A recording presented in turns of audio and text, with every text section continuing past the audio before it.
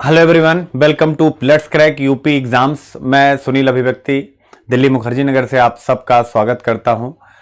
और आज हम लोग बातचीत करेंगे एथिक्स पार्ट 3 पे। 2 दिन क्लास हो नहीं पाई, आप सबको पता, थोड़ा सा टेक्निकल इश्यूज के कारण। तो अब फिर से रेगुलर हो गई है और आप लोग बने रहें और हम लोग कुछ बेहतर करते हैं। उसी बेहतरी के साथ ethics syllabus plus question discussion part 3, 2 part हम लोग कर चुके हैं, आपको पता होगा, जिसमें 6 यूनिट। पहले पार्ट में यूनिट 1 से हमने 3 तक किया, उसके बाद हमने 4, 5, 6 किया और आज यूनिट 7 और उसके साथ साथ केस स्टडी पर हम लोग चर्चा करने वाले हैं। किस पर? यूनिट 7 और केस स्टडी पर चर्चा करने वाले हैं, जिसमें हम यह सीखेंगे कि केस स्टडी किस प्रकार से हमें मतलब एक बेहतर अप्रोच के साथ समझना है और फिर उसको एग्जामिनेशन हॉल में प्रेजेंट कर देना है। क्योंकि अंततः एग्जामिनेशन हॉल में जो हम प्रेजेंट करते हैं उसी के आधार पर हमारा पूरा फ्यूचर डिसाइड होता है। तो पढ़ना नहीं है, इस हिसाब से पढ़ना है कि एग्जामिनेशन हॉल में आप अपने आप को प्रेजेंट कर सके। तो उसी बात को ध्यान में रखते हुए मैं यहां पे अपनी बातचीत आरंभ कर रहा हूं।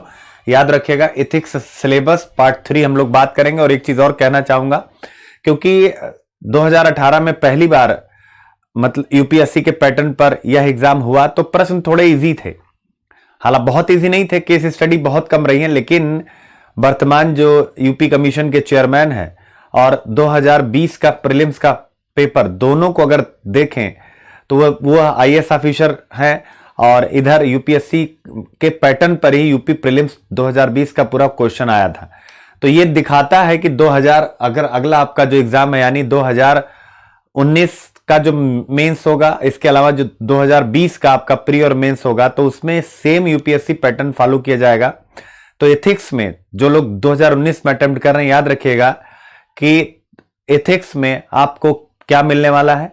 याद रखिएगा, एथिक्स में आपको यूपीएससी के पैटर्न से ही केस स्टडी मिलने वाली है, जिसमें एक सेक्शन, जैसे यूपीएससी में क्या होता है, यूपीएससी में एक सेक्शन आपका पूरा थ्योरी होता है, एक सेक्शन पूरा जो है केस स्टडी होता है। तो दोनों इक्वल होते हैं और इनफैक्ट केस स्टडी का मार्क थ्योरी वाले पार्ट से अधिक होता है। तो हो सकता है यही पैटर्न पिछली बार नहीं किया गया, एक ही 2 केस स्टडियां नहीं, लेकिन अब की बार ढेर सारी आ सकती हैं। तो आपको अलर्ट रहना है। आज की चर्चा इन्हीं सब संदर्भों के साथ मैं प्रारंभ करता हूं आप लोगों के साथ। अभी मेरे साथ केवल जुड़े हैं प्रशांत यादव। हेलो बच्चे। और अब हम स्टार्ट कर रहे हैं यहां से चीजों को। तो चलिए चलते हैं। पहले मेरे बारे में थोड़ी सी जानकारी हो जाए, जिससे कि आपका एक कहीं ना कहीं विश्वास बने हमारे let's crack UP exams channel पर। तो आप देख सकते हैं अबाउट मी, मेरे बारे में। तो मैं एक्स यूपीएससी इंटरव्यूअर हूं, मैंने आईएएस का इंटरव्यू दिया है। इसके अलावा मैं अभिव्यक्ति सिविल सर्विसेज मैगजीन एक आती है, उसका संपादक लेखक हूं, जो बिल्कुल यूपीएससी पैटर्न पर 2013 से आ रही है, 12 से आ रही, 13 में सिलेबस चेंज हुआ तो पत्रिका भी उसी के अकॉर्डिंग चेंज हुई। डायरेक्टर हूं दिल्ली मुखर्जी नगर में एक प्रसिद्ध कोचिंग संस्थान का। इसके अलावा एंटरप्रेन्योरशिप एक्सपर्ट हूं, दिल्ली गवर्नमेंट के लिए काम किया और 20 वर्षों का सिविल सर्विसेज एग्जामिनेशन का एक्सपीरियंस है। 10 वर्ष की तैयारी एज ए एस्पिरेंट और 10 वर्ष का एज ए मेंटोर। एजुकेटर हूं, let's crack UPSC CSC Hindi का हमारा एक और चैनल है अनअकैडमी का। तो वहां पर मैं क्या क्या लेता हूं आपके सामने, द हिंदू सुबह मतलब 8 बजे, और इसके अलावा अन्य कई विषय भी वहां लेता हूं, तो आप मुझे वहां भी सर्च कर सकते हैं। और ये मेरा मॉड्यूल कोर्स है जो आपके अनअकैडमी सब्सक्रिप्शन के साथ स्टार्ट होगा, यानी कि हमारे अनअकैडमी लर्निंग ऐप पे जो हमारा कोर्स है, यानी प्लस का जो कोर्स है, याद रखिएगा। तो module course ethics integrity aptitude bilingual, याद रखिएगा बाइलिंगुअल, ये आरंभ होने वाला है। तो हम लोग इसी पर अपनी पूरी तैयारी करेंगे। आइए देखें how to registered for Unacademy subscription platform, कैसे आप हमारे इस मतलब ऑनलाइन कोचिंग का पूरा मजा उठा सकते हैं, एडमिशन ले सकते हैं। तो आपको क्या करना पड़ेगा, सबसे पहले अनअकैडमी का एक लर्निंग ऐप आपको, यानी आपको अच्छे से पता है, जैसे ऐप स्टोर में आप जाते हैं, प्ले स्टोर में जाते हैं, तो ढेर सारे ऐप, उन्हीं में से अनअकैडमी का लर्निंग ऐप। और फिर उसके बाद आपको कुछ नहीं करना है, सारी प्रोसेस आपको अपनी कैटेगरी चूज करनी है, यूपी पीएससी, और फिर उसके बाद आपको सारा प्रकरण करना पड़ेगा। एसके लाइव कोड आप इस्तेमाल करते हैं तो आप 2 वर्षों का 7500 और 12 महीनों का 6300, यानी बहुत कम फीस में आप मेरे साथ जुड़ सकते हैं एसके लाइव कोड के साथ। तो बाइलिंगुअल एथिक्स इंटीग्रिटी एप्टीट्यूड में प्रारंभ करने वाला हूं, वहां आप मेरे साथ जुड़ सकते हैं। चलिए चलते हैं ethics syllabus plus question discussion part 3 और यहां से स्टार्ट करते हैं। जिन बच्चों ने स्वाभाविक है एडमिशन लिया है तो बस अब क्लासेस मेरी स्टार्ट ही होने वाली हैं। 1-2 रोज में होली का थोड़ा रेफरेंस एक बार देख रहा हूं, तो संभवतः होली के बाद मैं क्लासेस स्टार्ट करूंगा। आप लोग जुड़ते रहें। तो यूनिट 7 शासन व्यवस्था में ईमानदारी, यानी कि 6 यूनिट हम कर चुके हैं। 7वीं यूनिट का एनालिसिस थोड़ा सा करेंगे, शासन व्यवस्था में ईमानदारी। मैं एक चीज और बताना चाहूंगा कि अमूमन होता क्या है कि हमारा जो इंटरेस्ट है वो एथिक्स प्रश्न पत्र में कम होता है। मैं हमेशा कहता हूं अगर आप सिलेक्शन चाहते हैं तो आपका ऑप्शनल, एथिक्स और आपका एसे, ये 3 और हिंदी कंपलसरी 4 अगर आपका मजबूत है तो जीएस 1, 2, 3 में आप नॉर्मल भी लिखेंगे तो भी याद रखिएगा आप अच्छी पोजीशन में रहेंगे। लेकिन इन चारों में, किस में, ऑप्शनल में, एथिक्स में, एसे में और हिंदी कंपलसरी में आपको अलग प्रकार से प्रयास करने की आवश्यकता है। तो शासन व्यवस्था में ईमानदारी, प्रोबिटी इन गवर्नेंस याद रखिएगा, तो आप बेहतर ढंग से यहां से सीख सकते हैं प्रोबिटी इन गवर्नेंस। तो लोक सेवा की अवधारणा क्या है? Concept of public service. पहली चीज आप ये सीखिएगा क्या है कॉन्सेप्ट ऑफ पब्लिक सर्विस, ये आपको। दूसरा क्या है? शासन व्यवस्था और ईमानदारी का दार्शनिक आधार, philosophical basis of governance and probity. क्या है? Philosophical basis of governance and probity. तो आप देख सकते हैं कॉन्सेप्ट ऑफ पब्लिक सर्विस और philosophical basis of governance and probity, ये 2 चीजें आपको हैं। यानी लोक सेवा की अवधारणा। लोक सेवा का मतलब क्या होता है?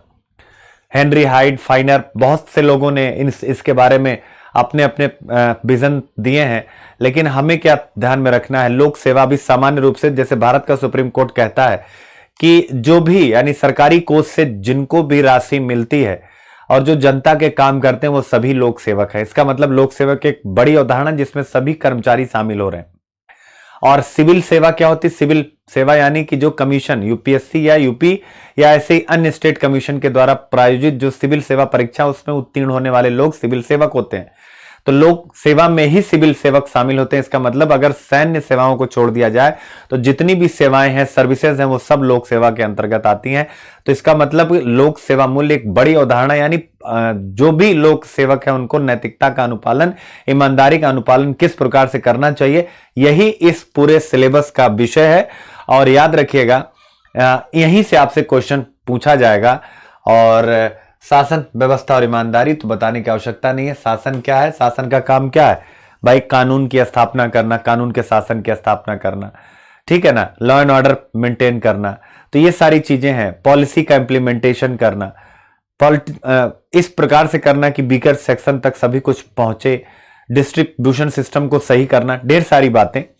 तो कहने का मतलब है शासन व्यवस्था और ईमानदारी, इसमें यही आपको पढ़ना है। क्योंकि शासन व्यवस्था, याद रखिएगा, अगर शासन व्यवस्था में भ्रष्टाचार आ गया, जैसे हम ट्रांसपेरेंसी इंटरनेशनल पढ़ते हैं ना, ट्रांसपेरेंसी इंटरनेशनल की रिपोर्ट वगैरह, तो याद रखिएगा अगर भ्रष्टाचार आ गया तो स्वाभाविक है कहीं ना कहीं आपका जो ईमानदारी का दार्शनिक आधार वो कमजोर पड़ेगा। और जैसे ही पड़ेगा वैसे ही शासन के कई काम होते हैं, जैसे विधि का शासन,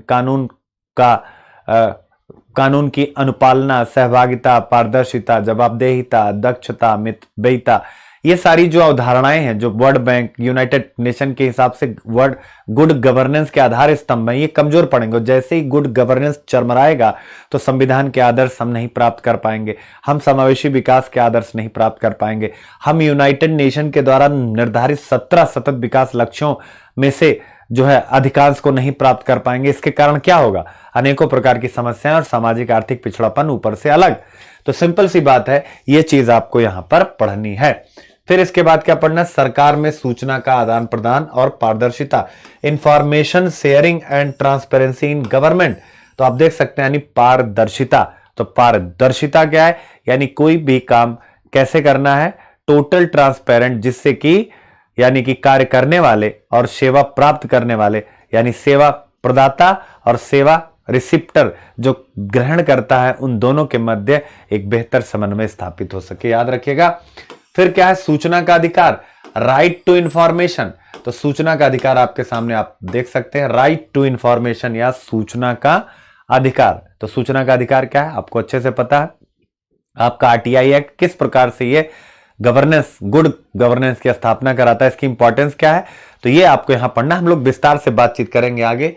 फिर इसके बाद देखिए नीतिपरक आचार संहिता, कोड ऑफ एथिक्स, और इसके बाद फिर क्या है आचरण संहिता यानी कोड ऑफ कंडक्ट। इसको ऐसे समझिए यानी ये ऐच्छिक होता है, यानी ये बाध्यकारी नहीं है, यानी कि इसके ये क्या है, ये प्रेरित है, आपको इंस्पायर करता है, मोटिवेट करता है। क्या करता है, मोटिवेट करता है, याद रखिएगा क्या करता है, मोटिवेट करता है। तो नीतिपरक आचार संहिता यानी कि प्रत्येक व्यक्ति को किसी भी परिस्थिति में किस प्रकार का काम करना चाहिए, यानी यह स्वेच्छा से आना चाहिए कि भाई हम जो काम करने जा रहे हैं वह कहां तक सही है, कहां तक गलत है। यह कोई बाध्यकारी नहीं, कोई आपको मतलब कोई कानून नहीं कह रहा कि नहीं ऐसा करो, नहीं, यह स्वेच्छा से होता है। याद रखिएगा जैसे आपने एनसीईआरटी पढ़ा होगा तो एनसीईआरटी के पीछे एक जो है कहानी होती है। कहानी क्या होती है, एक स्टोरी सी है ना, गांधी जी का जंतर। तो उसमें क्या होता है जरा विचार करिएगा, गांधी जी के जंतर में क्या होता है, विचार करिए आप। तो गांधी जी के जंतर में क्या होता है,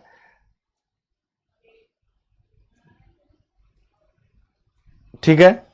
तो गांधी जी के जंतर में क्या होता है, गांधी जी के जंतर में कहा जाता है कि जब भी तुम्हारा अहम तुम पर हावी हो, और फिर उसके बाद लंबी पंक्ति है, अंततः फिर कहते हैं कि जब तुम अपना कदम उठाओ तो उस व्यक्ति का चेहरा याद करो जो सबसे हाशिए पर हो, जिसे तुम्हारी स्मृति में उसका चेहरा हो, और फिर अपना कदम उठाओ और यह सोचो कि तुम्हारे इस कदम का उसके ऊपर क्या इंपैक्ट पड़ने वाला है। विचार करिए आप। तो स्वाभाविक है कोड ऑफ एथिक्स यही है, कोई काम करने से पहले आप सोचिए कि जो काम आप करने जा रहे हैं वो कहां तक आपके हित में और कहां तक लोगों के हित में। यह इंस्पायर करता है, मोटिवेटेड होता है, ऐच्छिक होता है, अपनी इच्छा से, बाध्यकारी नहीं है। कोड ऑफ एथिक्स क्या होता है, ये बेटा जैसे मान लो कोई संगठन का नियम हो गया, संगठन का नियम, जैसे मान लीजिए आप कोई कंपनी बनाइए, आपने कंपनी बनाया और कंपनी बनाने के बाद आपने कहा कि भाई ये कुछ रूल्स हैं जिसका अनुपालन सभी सदस्यों को करना पड़ेगा। अब अगर कोई सदस्य उस अनुशासन को तोड़ता है तो आप क्या करेंगे, उसमें लिखा होता है कि अगर कोई तोड़ेगा तो उसको सजा दी जाएगी। किस प्रकार की सजा, वो भी कैटेगरी होती है। तो यानी ये बाध्यकारी है और ये ऐच्छिक है। याद रखिएगा ये संगठन के नियम होते हैं। दोनों क्या है, इन पर क्वेश्चन पूछता है, खूब पूछता है, हम लोग विस्तार से बाद में पढ़ेंगे। यूनिट 7 और मैं ये मॉड्यूल स्टार्ट कर रहा हूं। अगर आप एथिक्स कोई भी आना चाहते हैं, एथिक्स इंटीग्रिटी बाइलिंगुअल हिंदी और इंग्लिश दोनों में पढ़ाऊंगा, तो आप मेरे साथ इस प्लेटफॉर्म पर कनेक्ट हो सकते हैं। यूनिट 7 शासन व्यवस्था में ईमानदारी, प्रोबिटी इन गवर्नेंस। फिर क्या पढ़ना है, कार्य संस्कृति। याद रखिए क्या पढ़ना है, कार्य संस्कृति यानी वर्क कल्चर। क्या पढ़ना है, वर्क कल्चर। और फिर क्या करना है, नागरिक घोषणा पत्र, सिटीजन चार्टर।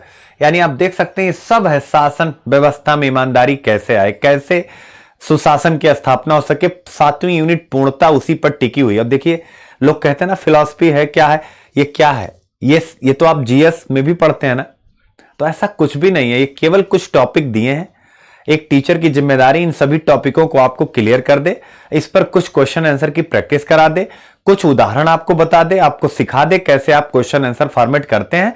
इसी इतने से ये पेपर इजिली आपका तैयार हो जाता है। ठीक है, कार्य संस्कृति, जैसे यूपीएससी में एक प्रश्न पूछा कार्य संस्कृति में, एक अच्छा कार्य करने में वह सब कुछ अनुमत होता है जो करना चाहिए। एक अच्छी कार्य संस्कृति, एक अच्छी कार्य संस्कृति, अच्छी कार्य संस्कृति क्या है, जैसे आप पढ़ रहे हैं, मैं पढ़ाऊं, मान लीजिए मैं पढ़ा रहा हूं, 2 दिन मैं लेट आऊं, जैसे मेरा कल परसों कुछ टेक्निकल इशू था उसको, तो अब अगर रोज रोज मैं कहूं कि नहीं भाई मेरा टेक्निकल इशू हो रहा है, ये हो रहा है, तो आपको ये लग जाएगा ना कि सर की कार्य संस्कृति अच्छी नहीं। लेकिन अगर मैं अब रेगुलर कोई भी एक टाइम, यानी कि अब टाइम तो फ्लक्चुएट करेगा, मैं हमेशा यानी पहले ही आपको बता दूं कल 3 बजे मिलूंगा, कल 2 बजे, अगर मैं पहले, तो इसका मतलब कार्य संस्कृति अच्छी है।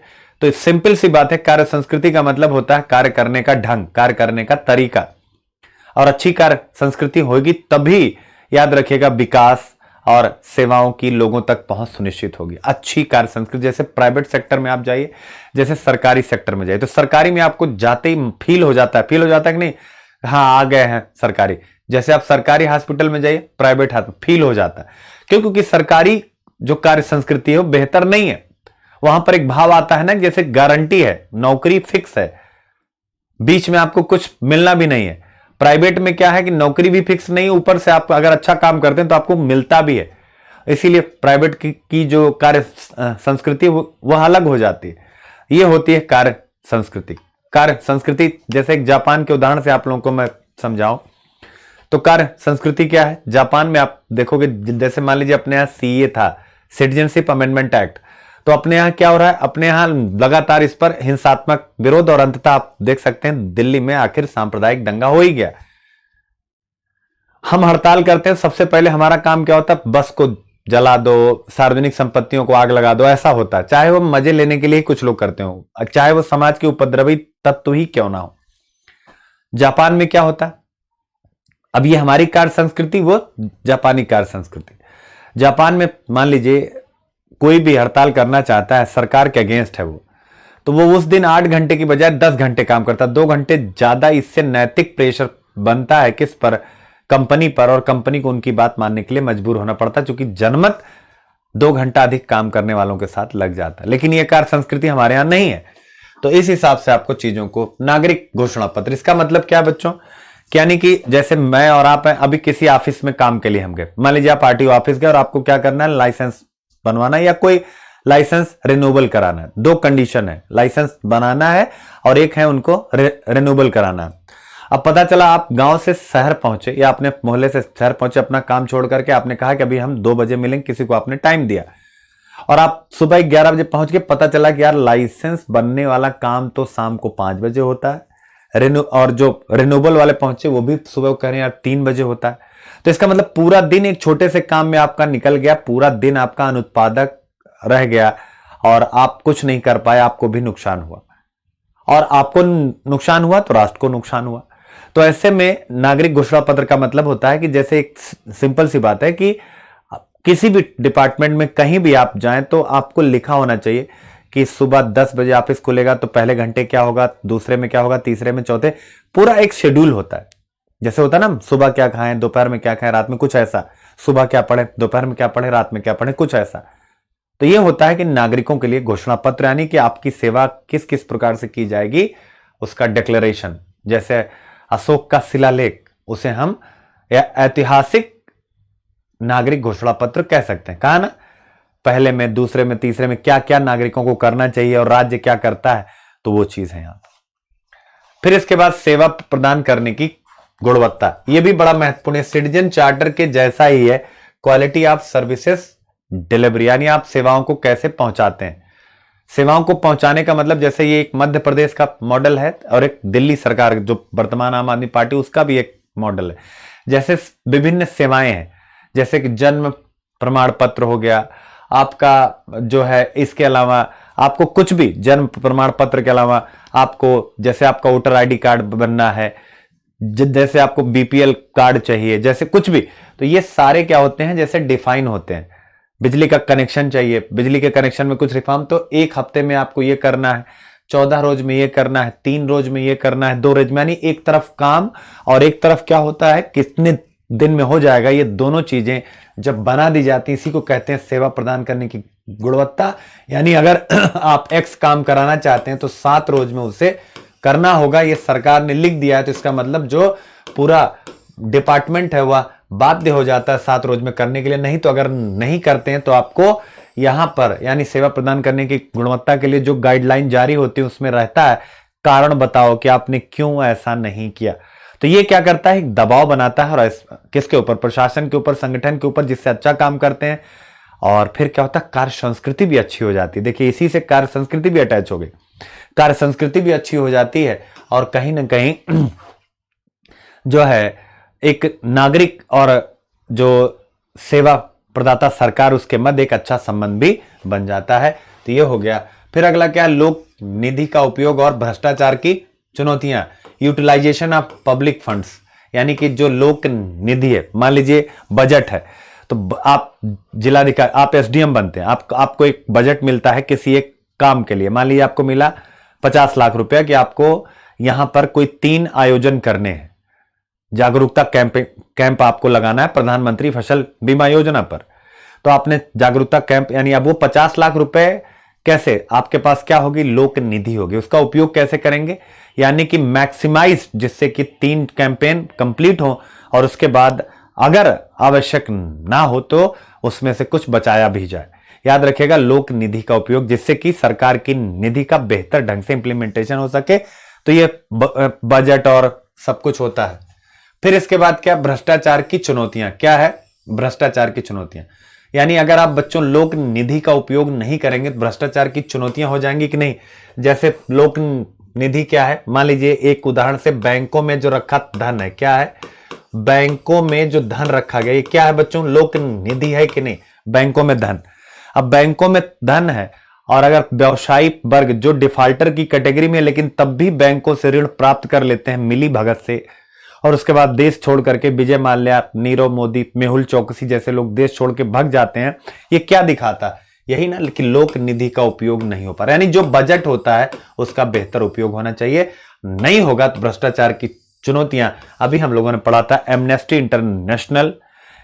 इंटरनेशनल भ्रष्टाचार बोध सूचकांक, भारत की रैंकिंग इतनी नीचे क्यों?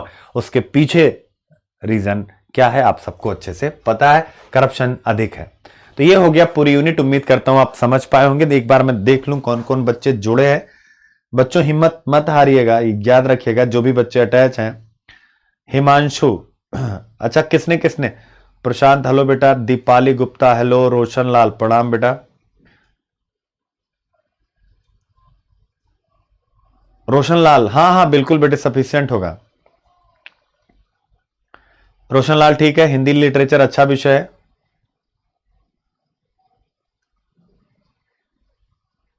ओके रोशन लाल, मैं आप अन अकेडमी पर मेरे स्टूडेंट हैं उधर, और आपने यहां पर भी एडमिशन लिया, बहुत बढ़िया।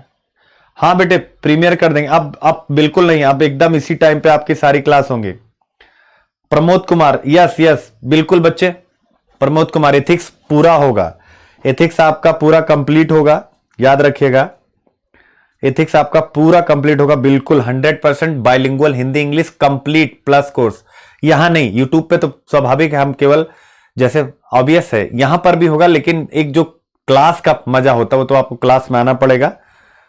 प्रमोद ठीक है, और हिमांशु, अच्छा आप लोग आपस में बात कर रहे हैं। और रिंकी प्रजापति गुड मॉर्निंग बेटा, हेमंत कुमार खुश रहिए। Shweta Dwivedi thanks sir class start करने के लिए। अरे बेटा स्टार्ट है, अब नहीं, अभी 11 बजे और 6 बजे फिक्स है। आप कंटेंट यहां आपको मिल ही जाएगा। अगर मैं लाइव नहीं भी आ पाऊंगा, एक्चुअली कल मैं लाइव नहीं आ पाया था, अब अगर लाइव नहीं भी आ पाऊंगा तो भी आपके लिए प्रीमियर रहेगा। अब टाइमिंग आपकी चेंज नहीं होगी, याद रखिएगा। और कुछ पूछना चाहते हो तो एक बार बता दो आप लोग। YSD सिंह खुश रहिए बच्चा। प्रमोद खुश रहिए। श्यामन फिल्म्स नमस्कार नमस्कार। चलो अच्छी बात है बच्चों, है चैनल आपका है, इसको ग्रो कराइए, यूपीपीसीएस चैनल को भाई ग्रो कराइए, बड़ी मेहनत करनी है। तो सूचना का अधिकार ये सब आपका कंप्लीट हुआ। और चलिए अब एक क्वेश्चन यहां से देख लेते हैं, यानी प्रीवियस ईयर्स क्वेश्चन। क्लियर है आपका 2018 पीसीएस का, पीसीएस लोक सेवा की पहचान समाज के कमजोर वर्गों के प्रति सहिष्णुता एवं करुणा पर आधारित होती है। इस संदर्भ में सहिष्णुता एवं करुणा के मूल्यों की व्याख्या करिए। Public service is recognised on the basis of tolerance and compassion towards the weaker section of the society. Explain the values of tolerance and compassion in this context. तो डिमांड और सप्लाई, याद रखिएगा डिमांड और supply. लोक सेवा की पहचान समाज के कमजोर वर्गों के प्रति सहिष्णुता एवं करुणा पर आधारित होती है। क्लियर हो गया, समझ में आ गया। इस संदर्भ में सहिष्णुता एवं करुणा के मूल्यों की व्याख्या कीजिए। तो अब आप देखिए लोक सेवा भी आया, ठीक है, लेकिन अब लोक सेवा के साथ यहां पर यूनिट 3 भी कनेक्ट हो गई, बुनियादी मूल्य। तो आप याद करिए यूनिट 3 में हमने क्या पढ़ा था? लोक सेवा के लिए बुनियादी मूल्य सत्यनिष्ठा, सहिष्णुता और संवेदनशीलता, करुणा, ये सारी चीजें। तो इस प्रकार के प्रश्न आते हैं जिनको आपको टैकल करने, हम लोग विस्तृत क्लासेस में इन पर चर्चा करेंगे। अगला देखिए, लोक सेवकों द्वारा सामना किए जाने वाली नैतिक दुविधाओं की व्याख्या कीजिए। क्या अंतरात्मा उनके समाधान में सहायक होगी? ये क्वेश्चन मैं पीछे भी आपको चर्चा कर चुका हूं, अगर आपको याद हो, केस स्टडी के माध्यम से। Explain the ethical dilemmas faced by the public servants will conscience be helpful in their solutions? Discuss. Explain the ethical dilemmas faced by the public servants will conscience be helpful in their solutions. ये discuss करना थी, मैं आप लोगों को कर चुका हूं, पिछली क्लास आप चेक कर लीजिएगा। फिर देखिए भ्रष्टाचार की चुनौतियां क्या हैं। अगला क्वेश्चन, समाज में उन्हें रोकने के लिए आपके अनुसार क्या कदम उठाने चाहिए, व्याख्या कीजिए। तो भ्रष्टाचार, what are the challenges of corruption, what steps should be taken according to you to prevent them from the society. यानी क्या है, what are the challenges of corruption, what step should be taken according to you to prevent them from the society. यानी आपको किस प्रकार से इसको क्या करना चाहिए, इसका समाधान करना चाहिए। तो भ्रष्टाचार की चुनौतियां क्या है, व्यक्तिगत स्तर पर, सामाजिक स्तर पर, आर्थिक स्तर पर, राजनीतिक स्तर पर, धार्मिक स्तर पर, सांस्कृतिक स्तर पर, टेक्नोलॉजी के स्तर पर, चिकित्सा के स्तर पर। क्लियर है, आप किसी भी स्तर पर, औद्योगिक स्तर पर, प्रत्येक स्तर पर, पर्यावरण के स्तर पर। तो ये हो गया। और रोकेंगे कैसे, तो रोकने के लिए तो बच्चा पूरा, यानी सिविल सेवा के बुनियादी मूल्य, लोक सेवा के मूल्यों की स्थापना, ये सारी बातें जो एथिकल एंगल से हम चलेंगे। तो विस्तार से क्लासेस में आपसे बातचीत होगी, याद रखिएगा। अंतिम यूनिट है केस स्टडी। केस स्टडी देखिए कितना महत्वपूर्ण होता है पेपर का स्ट्रक्चर, जो पीसीएस में इस बार केस स्टडी बहुत कम आई है, पर यूपीएससी में याद रखिएगा सेक्शन ए और सेक्शन बी कर दिया जाता है, सेक्शन ए और सेक्शन बी। तो आप देखेंगे यूपीएससी में सेक्शन ए और सेक्शन बी। तो सेक्शन ए में आप देखेंगे क्वेश्चनों का एकदम अंबार लगा होता है, किस पर, थ्योरी पार्ट पर, यानी कि थ्योरी यानी जैसे सामान्य प्रश्न, नैतिकता क्या है, इस प्रकार से। और ये बी पार्ट होता है केस स्टडी, और ये इक्वल होते हैं 125 125, कभी 10-5 नंबर इधर अधिक, कभी 10-5 नंबर इधर अधिक, 125 125 ही चलता है। तो अभी चूंकि हो सकता है पहली बार 18 में हुआ रहा हो, केस स्टडी कम पूछा गया, लेकिन अब आपसे ज्यादा पूछा जाएगा। तो आइए देखें कैसे प्रश्न आता है।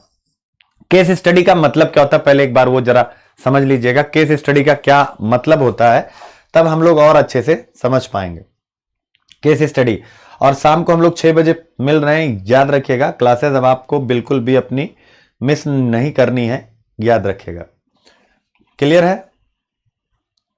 फिर इसके बाद क्या है, case studies. Case studies, case study क्या है बच्चों, जैसे कोई एक मामला दे दिया जाए और उसके बाद 2-4 क्वेश्चन पूछा जाए आपसे, और इसके माध्यम से आपके डिसीजन मेकिंग क्वालिटी का परीक्षण हो। किसका परीक्षण हो, डिसीजन मेकिंग के अधिकारी बनने जा रहे हैं। हर काम डिसीजन पर डिपेंड करता है, क्या आप विपरीत परिस्थितियों में निर्णय ले पाएंगे। एक बार फिर से, क्या आप विपरीत परिस्थितियों में निर्णय ले पाएंगे, यही आपसे पूछा जाता है। तो विपरीत परिस्थितियों में निर्णय, केस स्टडीज का मतलब, एक लाइन नोट कर लीजिए कि केस स्टडी जब भी आएगी आपको उस केस स्टडी में मुसीबत में डाला जाएगा। यानी आप मुसीबत में पड़ेंगे और फिर आप कैसे निकलेंगे, यही निकलने का जो रास्ता है, याद रखिएगा। यानी जो विकल्प आप चूज करेंगे कि मैं ये विकल्प लूंगा या लूंगी, ये विकल्प लूंगा या लूंगी, तो वो बहुत इंपॉर्टेंट है, याद रखिएगा। फॉर एग्जाम्पल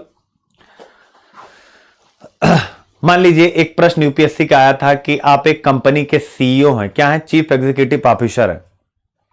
आप एक कंपनी के सीईओ हैं और एक महिला कर्मचारी आती हैं और आपके ही एक एम्प्लॉय के अगेंस्ट कहती है कि इन्होंने मेरा यौन उत्पीड़न किया है, और आपकी जो कर्मचारी हैं जिनकी शिकायत हुई है, वो पूरी कंपनी आपकी उन्हीं के ऊपर डिपेंड करती है। जरा समझिएगा केस स्टडी, आप पूरी कंपनी उन्हीं पर डिपेंड, यानी पूरी कंपनी की सप्लाई चेन के नंबर 1 है वो। नंबर 1 का मतलब होता है कि आपकी कंपनी उनके भरोसे चल रही है और वो बहुत एनर्जेटिक है, बहुत बेहतर ढंग से काम करते हैं। महिला अपने साथ इस्तीफा लेके आती है और कहती है कि ये रखिए, मैं अब इनके साथ, मतलब आपके यहां काम नहीं करूंगी और इनके खिलाफ आप एक्शन लीजिए।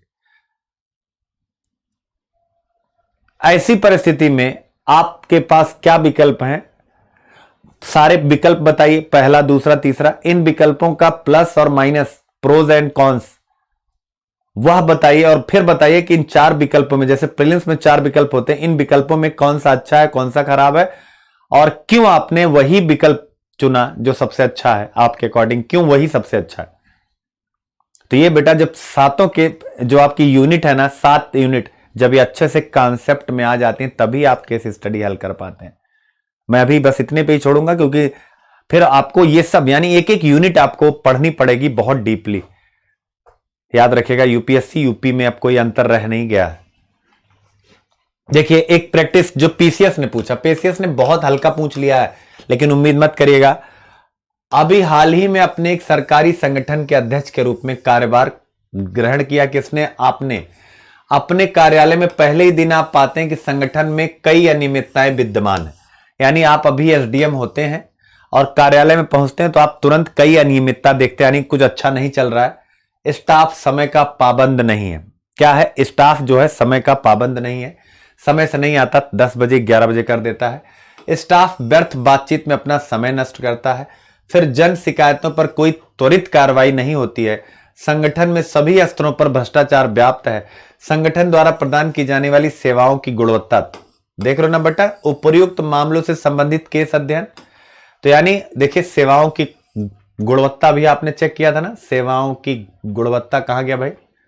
सेवा प्रदान करने की गुणवत्ता प्रश्न में आ गई कि नहीं आ गई? यानी केस स्टडी बेटा पढ़, आज सेवा प्रदान करने की गुणवत्ता आई कि नहीं आई? आप यहां पे चेक करिए, यानी आई कि नहीं? सेवाओं की गुणवत्ता यानी सेवा प्रदान करने की गुणवत्ता आई कि नहीं आई? आप विचार करिए। तो अगर आ गई है तो इसका मतलब है कि आपको जब तक ये सारी केस स्टडी मतलब जो थ्योरी पार्ट है, थ्योरी पार्ट बेटा ऐसे नहीं कि आप किसी का नोट्स लेकर के पढ़ लीजिए।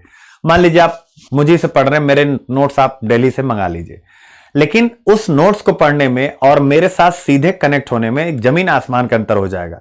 याद रखिएगा, क्योंकि एक फ्रीक्वेंसी लाइव क्लासेस में एक फ्रीक्वेंसी मैच करती है, यानी आप जो चाह रहे हैं क्या टीचर आपको दे पा रहा है।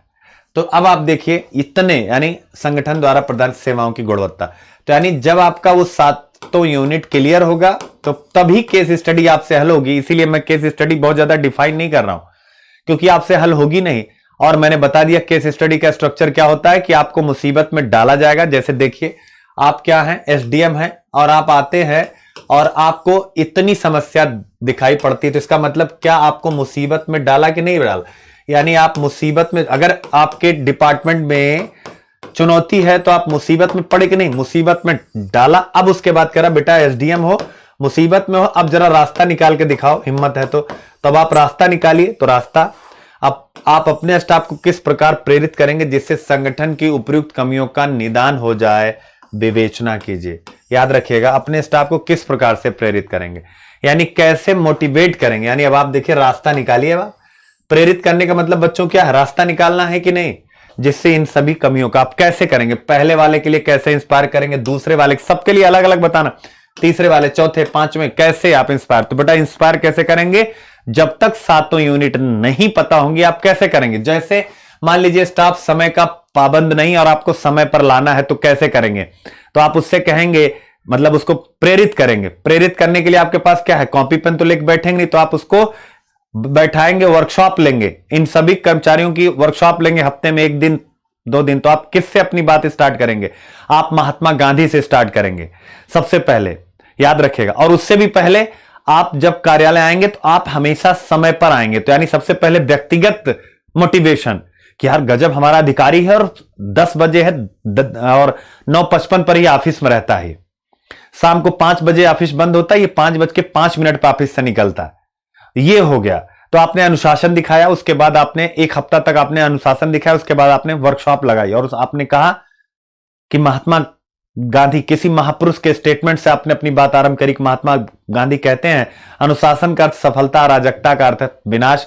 तो अगर हम लोग अनुशासित नहीं होंगे, समय के पाबंद नहीं होंगे, तो हमारे कार्यालय की क्षमता घटेगी, हमारी कार्य संस्कृति खराब होगी। अगर हमारी क्षमता घटी, कार्य संस्कृति खराब हुई, तो हम याद रखिएगा किस प्रकार का आउटकम देंगे। और जब हम आउटकम नहीं देंगे, सरकार को लाभ नहीं होगा। तो याद रखिएगा अंततः आप सरकार द्वारा प्रदत्त लाभों से वंचित हो जाएंगे। कैसे वंचित हो जाएंगे? तो आपको अच्छे से पता, मतलब आपको अच्छे से पता है कि सरकार क्या करती है, जब सार्वजनिक उपक्रम खराब काम करने लगते हैं तो फिर वह क्या करती है, उसको बेच देती है निजी हाथों में। जब बेचती है तो जो कर्मचारी होते हैं सबसे पहला संकट उन्हीं पर आता है। तो देखिए ये राई थी। राई क्या थी? समय पर कैसे लाना? मैंने पहाड़ के साथ यानी मैंने विनिवेश ही करा दिया। तो इस प्रकार से आप उनको मोटिवेट करेंगे। बहुत सी बातें हैं, याद रखिएगा। तो यही केस स्टडी इंग्लिश में है। और मैं पहले कह रहा हूं, याद रखिएगा कि क्लास आपकी कैसे होगी। तो क्लास आप केस स्टडी बस प्रैक्टिस के लिए इतना ही सफिशिएंट है। तीन केस स्टडी आई थी और आपको क्या करना है कि कहीं ना कहीं बेहतर ढंग से तैयारी, एथिक्स की ऐसी तैयारी करनी है, एथिक्स की ऑप्शनल की, इसके अलावा आपका जो है एथिक्स की ऑप्शनल की, कंपलसरी की और निबंध की, और ये सब मेरे साथ आप कर सकते हैं। याद रखिएगा सारी चीजें, केवल हिंदी कंपलसरी छोड़ के। वो कोई न कोई टीचर हमारे प्लेटफॉर्म पे बहुत से टीचर आ चुके हैं, बस एक प्रोसेस चल रही है। आपको यह मैं खुशखबरी आपके लिए, लगभग 4-5 अच्छे टीचर अटैच हो चुके हैं, धीरे धीरे सब सिस्टम में आ रहे हैं और बाकी और लोग हैं वो मेहनत कर ही रहे हैं। तो एक मेहनती लोग हैं, आपका साथ मिलेगा तो सब आगे चल पड़ेंगे। ठीक है, तो अब देखिए एक और केस स्टडी आई थी, एक जन सूचना अधिकारी। तो आप देख सकते हैं, यानी प्रत्येक प्रकार की केस स्टडी में आपको कहीं न कहीं फंसाया जाएगा और आपसे कुछ रिस्पॉन्स लिया जाएगा। तो उम्मीद करता हूं आप सब पेपर का स्ट्रक्चर समझ पाए होंगे। शाम को 6 बजे GS paper 1 art and culture में आपसे मिलता हूं। तब तक एक कुछ क्वेश्चन है आप लोगों के, तो आप लोग बता सकते हैं। जो लोग बाद में अटैच हुए हो बता सकते हैं बच्चों, आप क्या प्रश्न है, कुछ प्रश्न है आपको? हाँ, बच्चे प्रमोद कह रहे हैं कंटिन्यू, बिल्कुल बिल्कुल कंटिन्यू रहेगा बेटा। अरे मैं कल भी आया था लेकिन वो कुछ टेक्निकल इश्यू हो गया था। ठीक है, इसमें से कितने लोग हैं जो मेंस देना चाह रहे हैं इस बार? आप लोगों में से कोई है जो मेंस लिखना चाह रहे हैं? चलो बच्चों मिलता हूं।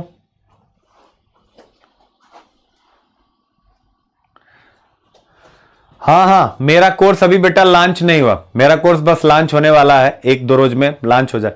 मैं अभी तो आया हूं इस प्लेटफॉर्म पे बेटा। कल परसों टेक्निकल इश्यूज ही थे, तो कोई इश्यू नहीं है। ठीक है ना, मेरा अभी नहीं दिख रहा है, दिखने लग जाएगा कल परसों से, वो भी दिखने लग जाएगा। ठीक है, चलिए फिर मेहनत करिए, खूब ऊर्जा के साथ, पॉजिटिविटी के साथ यूपी में रैंक लगाने की कोशिश करिए और जबरदस्त मेहनत करिए, थकिए मत। मिलते हैं छोटे से ब्रेक के बाद शाम को 6 बजे। तब तक के लिए सब बच्चों को गॉड ब्लेस, खूब मेहनत करें।